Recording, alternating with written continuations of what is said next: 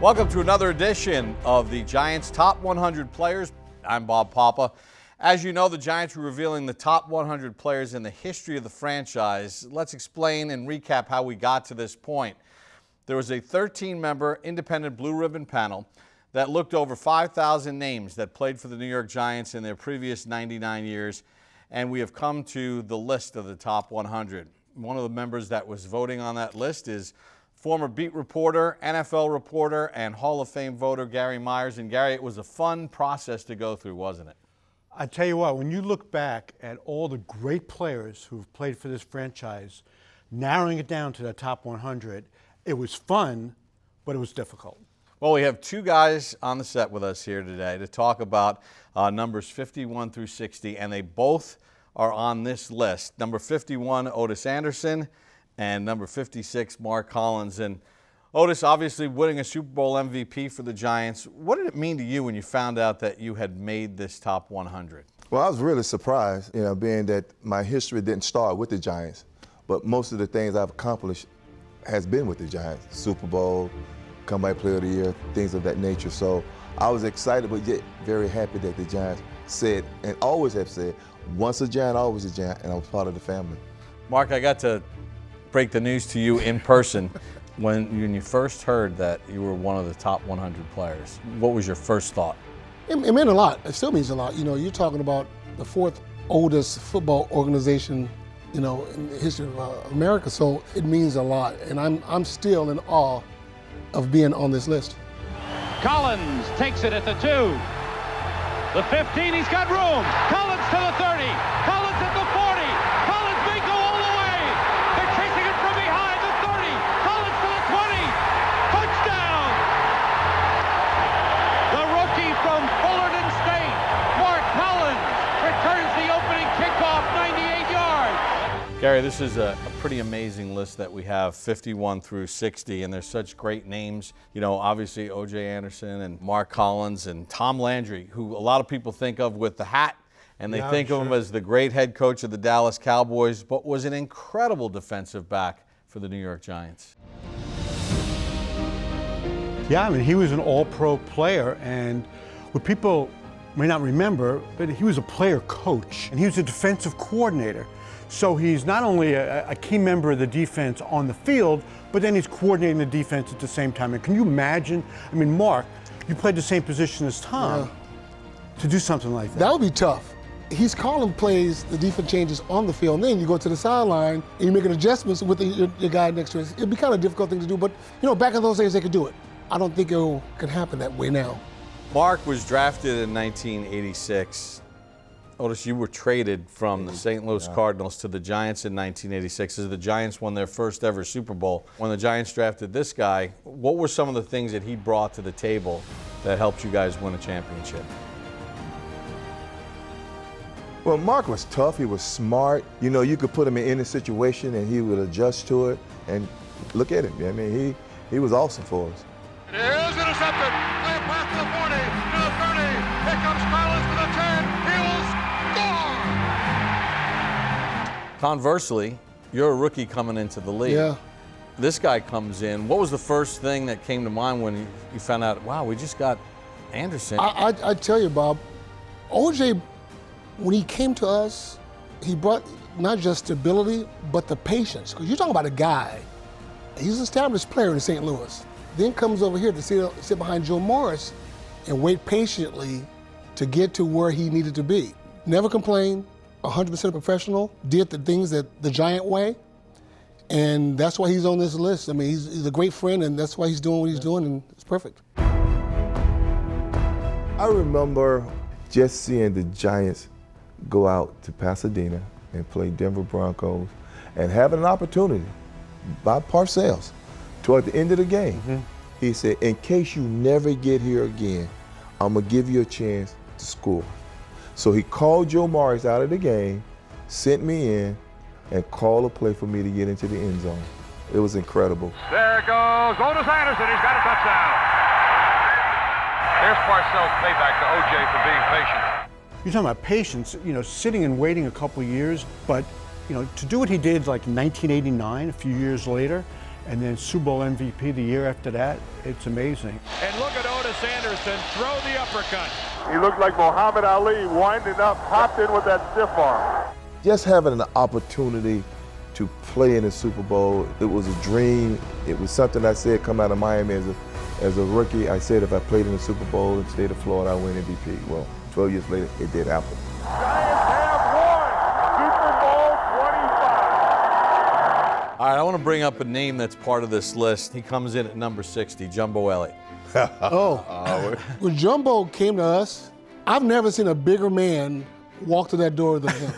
This dude was big. I mean, he's big, agile, and he has a mean streak in him if he get to it.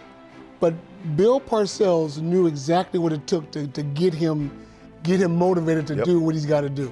Jumbo, I don't want you to get nervous because that's not Michigan State down there. That's Philadelphia, okay, kid? Not Michigan State. I know if it was, you'd be real nervous. Jumbo and William Roberts, this is the NFC Championship game out in San Francisco. So we're in the huddle, and we had just run a play, and the 49er defense had pinched in, and Jumbo and William got together, and they stopped having this plan. So Bill called a play again. So I'm in the huddle, and I'm facing William and Jumbo, and they go like, OJ, bounce it outside. They slant in.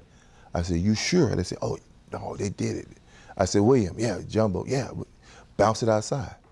So they call the same play. I bounce it outside. They slant outside. William and Jumbo go down, hit no one. I lose 3 or 4 yards. Parcells called timeout. So I go over there, and he looked at me, he said, what are you doing? I said, Jumbo, you listen to a dumb rookie? How long you been in the league? I said, 12 years. Well, I tell you what, listen to him again, don't get on the bus going back to the city. That was Parcells. And I never listened to Jumbo again after that. Speaking of left tackles, you didn't play with him, but David Deal is on this list as well. Here's the guy that got drafted in the 5th round, and the guy winds up becoming a starting left tackle for 2 Super Bowl teams. As you watched him over the years and watched the new era of Giants go on to have the success that you guys had, what jumps out about him as a player? He was just tough. Again, he played with a chip on his shoulder, and he went out and he had a mission. Just watching him and watching what the Giants tackles have done in the past, he fit in that mold because he was aggressive and he took no stuff. Yeah. And he just did his job. I saw consistency. Yep. It was always there. You know, no matter what, tough, hard-nosed player, knew his assignments. He was a versatile guy, too. Yeah, he could be, He played every player but center. So, yeah, but I love his toughness and his durability and his stability, and every day he was there. Another name that's on this list that obviously was a key for the Giants winning in 2011, Victor Cruz. Local kid, doesn't even get drafted. When I say Victor Cruz, what comes to mind to you? Yeah, he had those 3 touchdowns in the preseason game against the Jets. What a one-handed catch by Victor Cruz, and he's going to score! 64 yards! It's a hell of a play by that kid. And now the Giants go down to Philadelphia, and they need a wide receiver. That's big, yeah. And then he has that big game, and the rest, as they say, is history. Manning back to throw, zips one left, caught by Cruz, runs out of a tackle to the 40, up to midfield, makes another man miss to the 45, down the left sideline. There goes Cruz, 20, 15, 10, 5, touchdown Giants, 74 yards. And he does the salsa. The salsa dance is fantastic, a true Giant, hard competitor as well. But he came in and did what he had to do, undrafted, had a great career with the Giants, and he made plays up and down the field. And late in the season, the game against the Jets, he had the 99-yarder that won the game and got the Giants into the playoffs, and they went on and won their 4th Super Bowl that year. So it's amazing, you know, when your opportunity comes, it's what you do with it. And he took full advantage of it. And to be able to fulfill your dream, to play for the team that you follow when you was a little kid, he was one of the players, again, one of those Giant players that earned the respect of everybody by working hard. And as you said, he created that salsa dance, and everybody went wild for it, and that's incredible, and that's what he did. That's Victor Cruz, and he spins off and into the end zone for a touchdown. Okay, number 1 salsa dance in the league. All right, so when you're playing for the Cardinals and you're playing against the Giants, in your first couple of years, the Giants weren't very good, right? And my remembrances as a kid for the Giants was basically their offense was number 53 on our list, because I could still hear the PA announcer in Giants Stadium, Bob Shepard, saying, 4th and 30, Jennings to punt. Yeah, that's good. That's good, Bob. Let's talk about Dave Jennings, because the most prolific punter in Giants history, an incredible athlete, but a guy that was a weapon. Yeah, he was a game changer. And Jennings being able to change the field direction and gave you that advantage. He was incredible. I mean, his punting, his inside to 20 was just incredible. If you needed to pin the team down and give your defense a chance, they put it right there. Yeah, whenever, especially on defense, whenever you have a punter like Dave Jennings or Sean Landetta that can give you a 50-yard swing, 55-yard swing, for a defensive guy, we love it. Yeah. It's awesome. Do you know what? You guys might not be aware of this. One of the biggest impacts that Dave had on the NFL. Now, you're right. He was amazing inside the 20. Sure. But when he would look at the punting averages, there was no such thing as net punts in those days. So guys would kick it from midfield, kick it into the end zone, you get credit for a 50-yard punt, and they'd be at the top of the list. Dave would go inside the 20, and Bob, I'm sure you know this. He'd go inside the 20, and he'd have a 37-yard punt, but he'd pin the team at the 13-yard line. So Dave started this campaign writing to the league that there has to be a differentiation between gross punting and the net yardage, because the net yardage obviously was more important. If you're pinning a team inside the 10, it's more important than kicking it 50 yards into the end zone and then start their 20. So it's because of Dave Jennings that now you see the punters listed both ways with gross and net. How about Steve Owen, who's on this list? 54th overall. This is a guy that played for the Giants from the very beginning, 1926. He's a Hall of Famer. This is in an era where guys played multiple ways. Yeah. They were on offense and defense, but one of the great Giants and one of the great players in NFL history. Yeah, I mean, Bob, he was a key part of the Giants' first championship team. I think it was 27. Yeah. So, I mean, Steve was a great player, and then obviously went on to a great coaching career with the Giants. Another one is Ward Cuff, who helped the Giants win a championship in the 30s. Again, another player that extremely versatile. Wore number 14, and Wellington Mara had said at the time that no one would ever wear 14 again, and when the Giants acquired Y.A. Tittle, they dusted 14 off and they gave it to him. And now nobody's worn 14 since Y.A., right? Correct. So I guess Ward Cuff and his family can take pride in the fact that his number is retired by the Giants. And he also played on a championship team, so he was a great player. And Ray Yekka also makes this list, and Ray finishes at number 58 on the list, but it kind of speaks to the depth of the history. Yeah. When you think about, all pros, Pro Bowls, Hall of Fame players that played in the early years of the NFL that are recognized by the Hall of Fame. Yeah, I mean, Ray was one of those guys, played in that 58 championship game, and went on to have a really good coaching career as well. If I remember correctly, he went with Lombardi to Green Bay and was the offensive line coach on the first 2 Super Bowl teams. Guys, obviously, you know what it's like when Giants Stadium would rock. What did you feel in those big game moments as you came through that tunnel, or as you guys scored a touchdown or whatever? Because it had a different sound, didn't it? It did. When you talk about sense of pride and feel like you're doing it for a worthwhile cause, is when you have all of those fans just screaming and yelling, and when you talk about adrenaline and just really building up and just running wild inside of your body, all you want to do is make sure everybody's pleased, and that when they come out of the game, we have done what we're supposed to do, which is win. What about for you, Mark? I think the best part, especially when we play at home, is that 7 seconds of introductions when you come out of the tunnel. You run out there and the crowd is with you.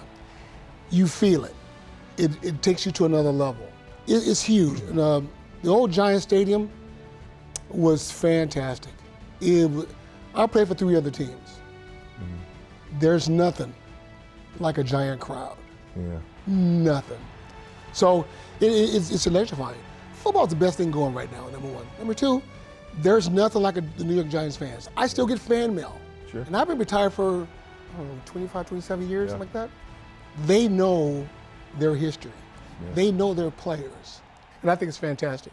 Speaking of history, once a Giant, always a Giant. Obviously, both of you played when Mr. Wellington Mara was very involved. Your remembrances of him and maybe a story that comes to mind when you think of Mr. Mara. Well, I know when I first got here, he greeted me and said, welcome. I used to watch him, and he would just circle the field and stand and watch practice. And after every game, win, lose, or draw, he would come through the locker room and shake everybody's hand. To me, that was something that I didn't know even exist in management, that an owner could be that close to the players, because you always seemed like they were isolated away from the players because, you know, you're a business. It was a business, but for the Maras, it's always been a family Yeah, business. that's what I mean, yeah. And you guys were part of the family. Part of the family. And that's what he gave us. He gave us that sense of family and pride that when you put on that Giant jersey, you knew what you were playing for. You were playing for that family, the Mara family that made football what it was, and that Giants. I remember, the same as Otis said, and I'm a rookie in '86, and I just marveled how he would come up with that fisherman's hat. Yeah. And he'll walk around the practice facility while we practiced. And after every game, he would shake your hand. Yeah. Good game, Mark. And he knew your name. Yeah, he knew you. That was classic to me. Well, myself. Yeah, one of the coolest things when I was a student at Fordham, doing the basketball games, Mr. Mara would come with his son John, and the Rose Hill gym is this old gym, and the radio position was up there. And Fordham would have a chair for him, and John would sit up there, and he would always come on as the halftime guest, because it was big for us as college kids. And Mr. Mara, being a Fordham alum, would always come on. And then, you know, years later, as I started doing the pre and the post game, I always remember him leaning against the wall that led to the trainer's room during the media avail at lunchtime, and he would just observe. You're right. He'd lean on that wall, and he would just observe to see how the players were interacting with the media, if there were any firestorms going on, to see how guys were handling stuff, and then he wouldn't say much, and then he'd slide on off, and okay, business as usual. Guys, this has been a lot of fun, talking about not only this list, having both of you as a part of this list, and I guess with this list and the top 100 and the 100th season of the New York Giants, once a Giant, always a Giant must mean even more to you right now. Oh, it does. It does. Well, I want to be remembered by how I played. Yes. And winning championships. On my car, you know what it says on the back of my license plates? Two-time champ, New York Giants. Nice. There we go. Oh, yeah, I'm in Kansas. I bleed Giant blue. Yeah. That's me. So, everything after that is icing on the cake, really. And this is, to me, the sweetest icing I've ever received so far, and I'm going to embellish it. Well, I'm like you, man. I have seen my career life just take a total 360-degree turn based on where I started and where I end up at. The Giants have embraced me, the fans, and the whole organization have brought me into that family. Probably what the best thing ever happened to me is having an opportunity to be a part of Giant history, be a part of the Giants family. Once a Giant, always a Giant. It's such a true feeling.